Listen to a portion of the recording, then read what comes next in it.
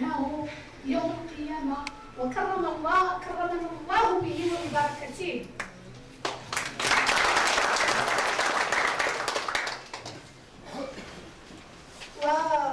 وأنا خادمة إلى قبيلة العوامرة العامرة بكبركم، وملائمة للموضوع بنص المحاضرة فاضت قريحتي وجدت بقصيدة وهي ليست بحسانية، وهي قصيدة وطنية سأقرأها على مسامعكم، بعد ذلك سأقرأ حي المغاربة آل العلا الفضلاء، من طنجة إلى الهويرة سهلا وجبلا،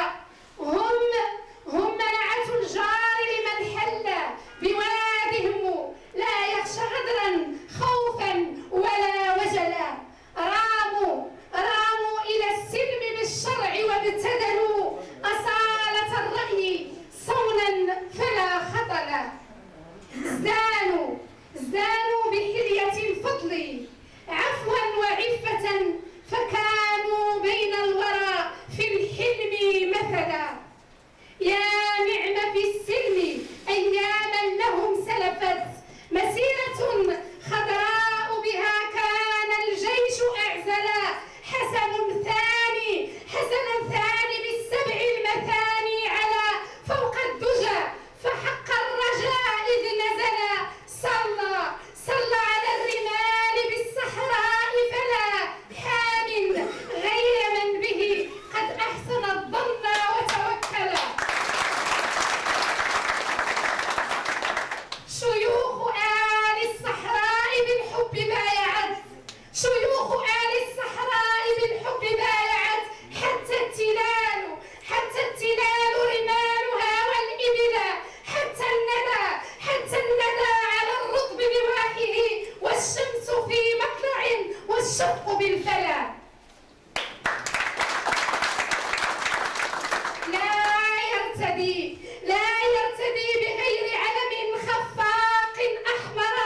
ونجمة خضراء سندس ترقص إذ علا، فوق رمال صحراء مغربية لا تبغي غير نشيدها المنبت الأحرار بدلا،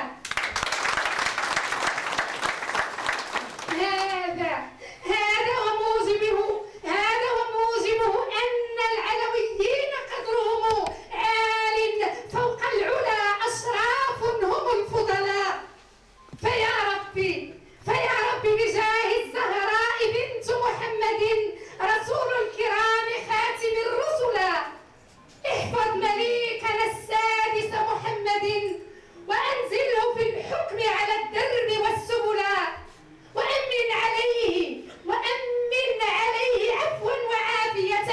وأطل له في العمر مددا وأجلا، واحفظ شبله الأمير المولى حسن، وحقق لنا به في الخلف بالملك أملا، واجعله ربي سبطا لآل العلا على نهج السالكين علما وعملا، واحفظ سنوه المولى الرشيد أميرنا، وأدم عليه ثياب البهاء حلية وحللا، وصل اللهم على النبي محمد، وبه الختم، هذا قصدي قد كملا، هذا قصيدي قد كملا.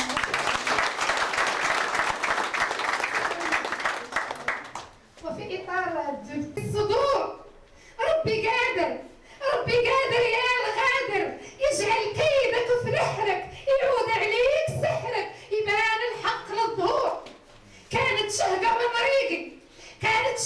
طريقي، وعرفت عدوية من صديقي، والماية نجار المجراه، والحق ينادي مولاه، تاريخ الأمة تقراه، واللي هنحلك ويكراه، خاب بيعه وشراه، وراه والغمط وراه. وتعيا يا رجال،